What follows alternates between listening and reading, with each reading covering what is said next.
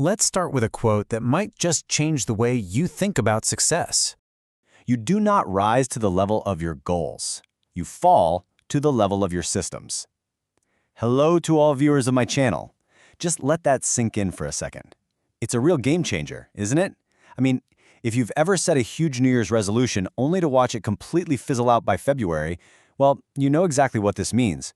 We all have goals, but it's the systems we have in place that actually decide where we end up.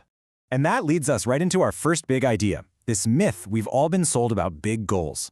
The thinking behind this explainer is that our obsession with these massive, life-changing goals is often the exact reason we fail. We get so fixated on the finish line that we totally forget to build the road that gets us there. So instead, the key is to think small. This quote really nails it. Habits are the compound interest of self-improvement. It's just like investing money, you know? A tiny bit of progress today might feel, well, insignificant. But over time, those small gains compound into something absolutely incredible. The real goal? Just get 1% better each day. Okay, so what does that 1% actually look like in the real world? It sounds tiny, right? But get this, if you improve by just 1% every single day for a year, you won't be 37% better. You'll be over 37 times multiplied times better. That is the insane power of compounding. Small, consistent efforts don't just add up, they multiply. And if you think this is just some nice theory, you have to hear the story of the British cycling team. For almost 100 years, these guys were, well, they were mediocre at best. Then they adopted this philosophy they called the aggregation of marginal gains. It just means they looked for tiny 1% improvements in absolutely everything. And I mean everything. Redesigning bike seats? Sure.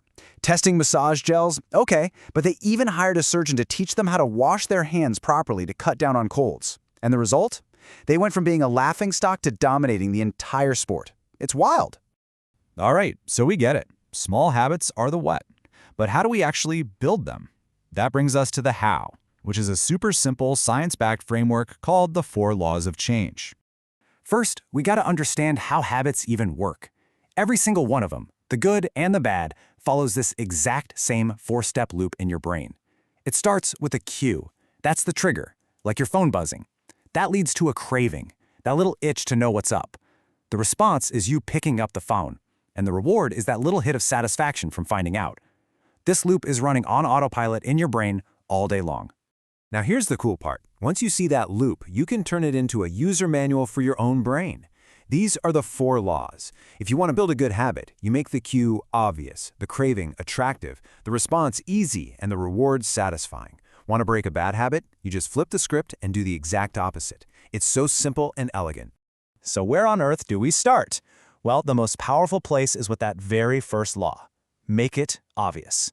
And that is all about becoming the architect of your own world by designing your environment for success.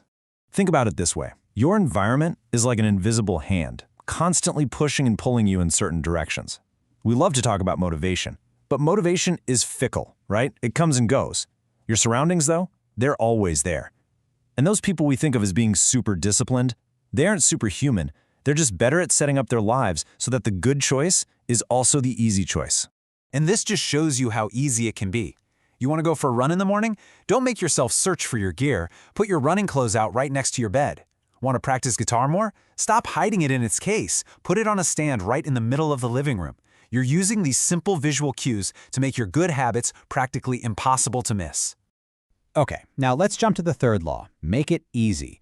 This is where we find a really powerful strategy to help you beat procrastination and just build some momentum. It's called the 2-minute rule. The rule itself is incredibly simple. When you start a new habit, it should take less than 2 minutes to perform. Now, the goal here has nothing to do with the outcome. The whole point is just to master the art of showing up. You're not trying to write a novel. You're trying to become the person who just opens the document and writes 1 sentence every day. So here's how that works. Let's say your ultimate goal is to run a marathon. Forget that for now. Your new 2-minute habit is just to put on your running shoes. That's it. That's the whole thing. It's what's called a gateway habit. Because once the shoes are on, well, it's a lot easier to actually walk out the door, isn't it? You standardize the habit first before you ever try to optimize it. And all of this, it leads us to the most profound shift in thinking of all. The real secret to making change that actually lasts isn't about what you want to achieve. It's about who you wish to become. Just look at this comparison. An outcome-based goal is temporary, right? I want to run a marathon. Okay, you do it. Then what? But an identity-based goal is a transformation. I want to become a runner. That's not a finish line. That's a new way of living. It changes how you see yourself, and it guides everything you do. And that's because of this crucial idea. Every action you take is a vote for the type of person you wish to become. Every time you meditate for just 1 minute, you're casting a vote for being a calm person. Every time you put on those running shoes, you're casting a vote for being a runner. These little votes, day after day, are what build your identity. So I'll just leave you with this one. Simple question to think about. What tiny action, something you can do today in less than 2 minutes, is a vote for the person you really want to become? Subscribe to the channel and like, and also suggest your topics for future videos in the comments.